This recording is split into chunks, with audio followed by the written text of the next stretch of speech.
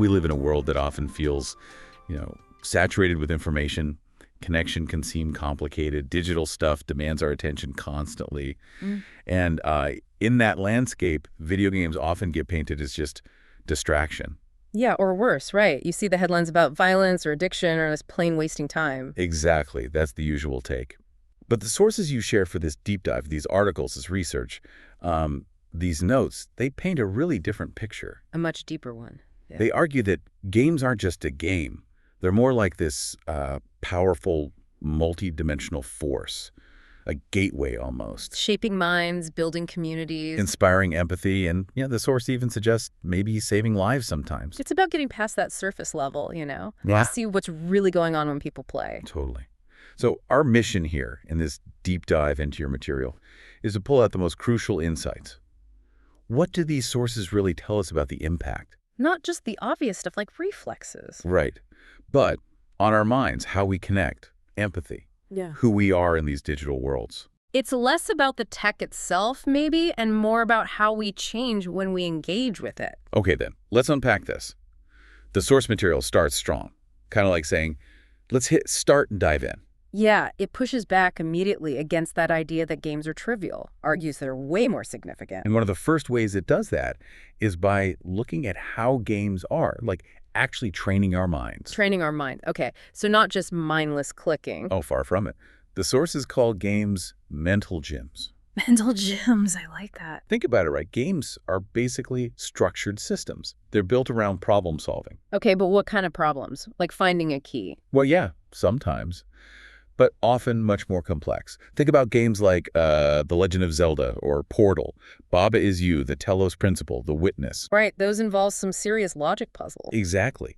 And you're learning to manage limited resources in the game world. You're building up spatial awareness, strategic thinking, often in real time. So running a city in something like Civilization VI, that's actually a complex management task, not just clicking around. Precisely. And even the games we think of as just action, like real-time strategy games, StarCraft or Age of Empires, they demand super quick thinking, adapting constantly, multitasking like crazy, even trying to predict what your opponent will do next. Predictive modeling, wow. Yeah.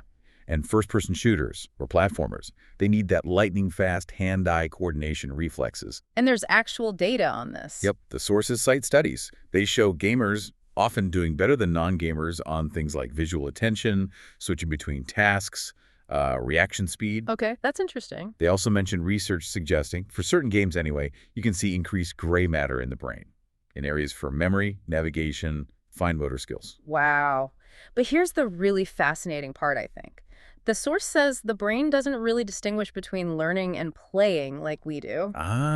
So that line we draw between like studying and gaming, the brain doesn't necessarily see it that way. Pretty much. Learning in games is super experiential. It's often emotionally charged, right? You feel the pressure, the success, the failure.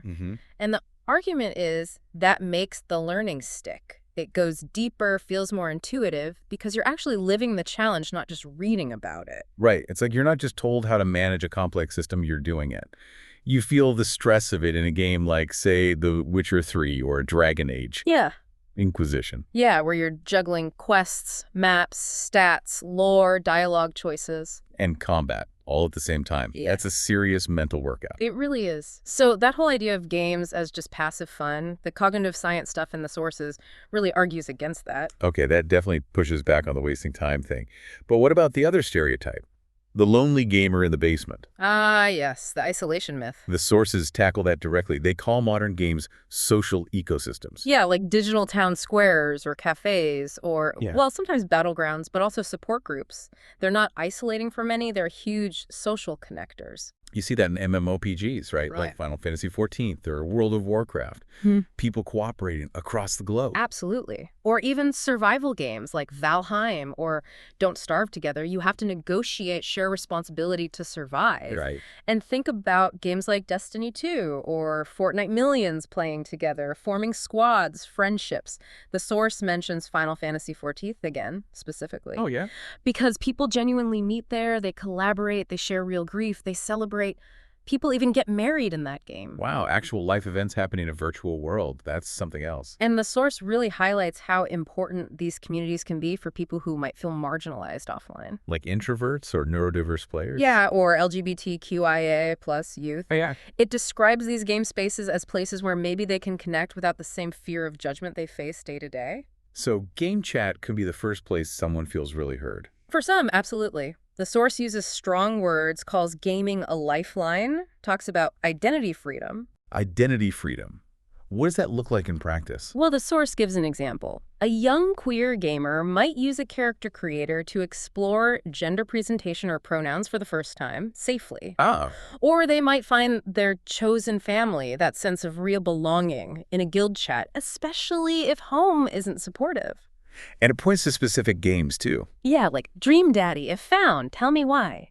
Games where queer stories aren't just side plots, they're the core, they're emotional, real.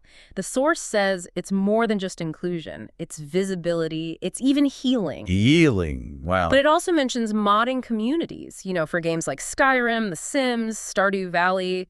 People changing the game. Exactly. Players turning them into personal diaries, creating these sort of queer utopias, or using mods as a way to feel seen, altering characters and worlds so trans and non-binary players feel represented. That's really powerful. So it's not just connecting with others, but connecting with yourself, expressing yourself in that space. Exactly. Which flows right into the next point, the creative side. The source argues games might be the most interactive art form created. Because you're not just watching. Right. You're directing, building, shaping the experience. You're part of the art. So games let you explore different identities, live through emotional arcs, even build whole worlds. Precisely. And the source points to tools within games for this, like building amazing things in Minecraft. Oh, yeah. Or composing music and designing levels in Dreams. Even just creating your detailed avatar in Mass Effect, that's a form of personal expression, an artistic act. And it's not just the players creating. The sources praise developers too, right? For using games with artistic bravery. Yes, absolutely. Citing games like Undertale, Life is Strange, Hellblade, Senua's Sacrifice. Oh, Hellblade, yeah.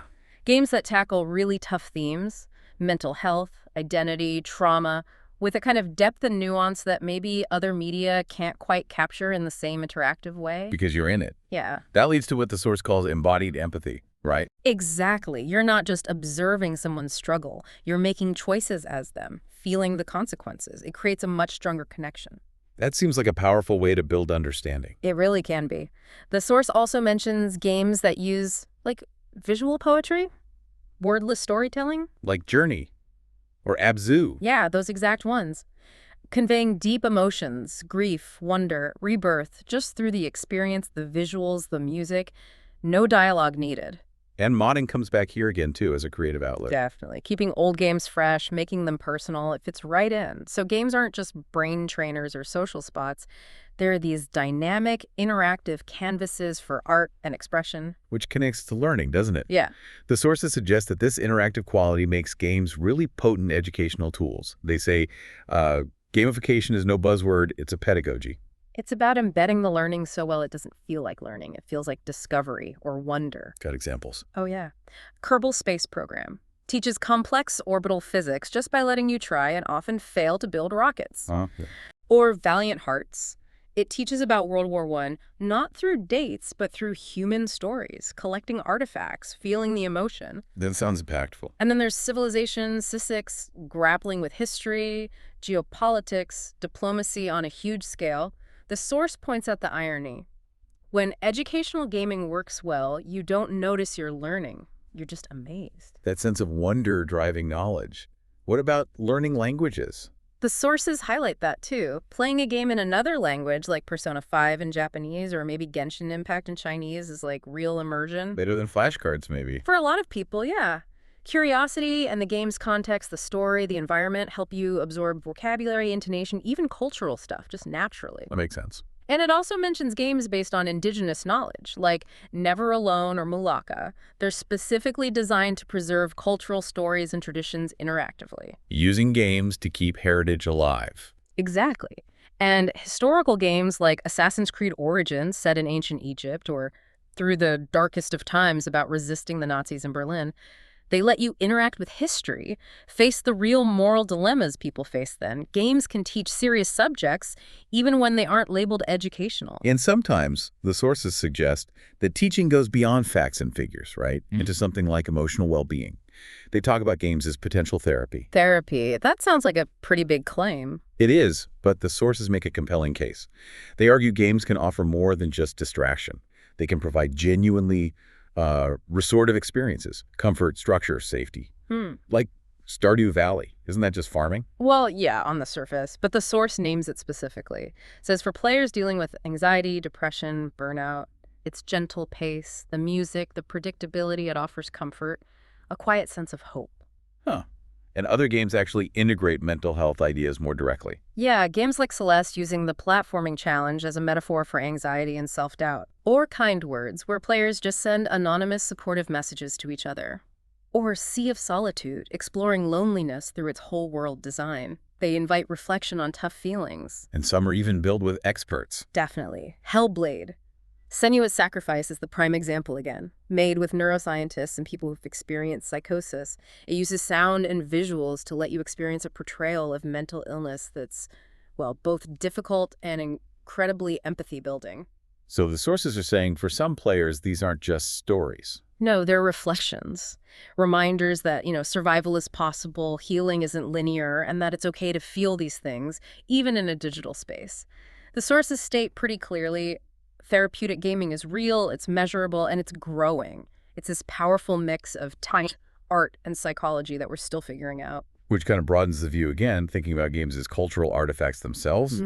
The source says they reflect the worlds they come from, but also the worlds we want to build. Right. Like indigenous-made games, Never Alone Again, preserving oral traditions in a new medium for new generations. And games from different places offer different perspectives. Totally. The source mentions games from Asia exploring identity through, say, philosophical mysticism like Shadow Hearts, or class struggles in 13 Sentinels, or the kind of chaotic capitalism in the Yakuza series, different cultural lenses. And it touches on diversity in Western games, too. It does. Acknowledges progress, more inclusive characters, using cultural consultants, more languages, but also says, there's still work to do. And this is where it turns back to us, the players. Yeah, it gives you, the listener, a sense of agency. Says we can demand more. Stories with disabled heroes, real queer romance options, Afrofuturist worlds, neurodivergent joy. Asking for the stories we want to see. Exactly. It underlines that gaming is global now and that diversity is its biggest strength. So when you kind of pull back and look at all this stuff the sources cover, how games challenge our minds, build communities, enable creativity, teach us things, help us heal, reflect culture, it all leads to that big final question they pose. What if? Yeah. What if it's not just a game? What if, like the source suggests, video games are basically the literacy of the next generation? Or what if leadership skills are being learned through diplomacy in a game like Crusader Kings? What if someone who feels totally alone finds a reason to keep going because of a friend they made online in Overwatch? What if a trans player really sees themselves reflected for the first time in a character creator in Cyberpunk 2077? The sources are pretty clear. This isn't sci-fi. This stuff happens every day, all over the world. And the conclusion is powerful. Yeah. Maybe games aren't the enemy of education or connection or health. Maybe, if we engage thoughtfully, they can actually be part of the solution. It definitely reframes how we should think about them. So, wrapping up this deep dive into your sources, the main thing is just the sheer breadth of impact. Games are about building, thinking, healing, creating, connecting, in ways we're maybe only just starting to grasp. Yeah. Whether you're in a virtual battlefield or tending a digital farm or walking through some neon city, the source reminds you that you're alive in that space, you're engaged, and that engagement matters. Because in the story of gaming, the source says, you're not a side character. You, the listener, you're the player. And the world you're shaping in there, the skills, the connections, that might just be impacting your own world too. It's a powerful shift in perspective, isn't it? It really is. So the next time someone gives you that look or says, you're just wasting your time playing games, well, based on everything in these sources, you can probably just smile. And know better. Gaming isn't inherently a waste of time. It's a use of time. Yeah. And like anything powerful. Yeah. Its value really depends on how we engage with it,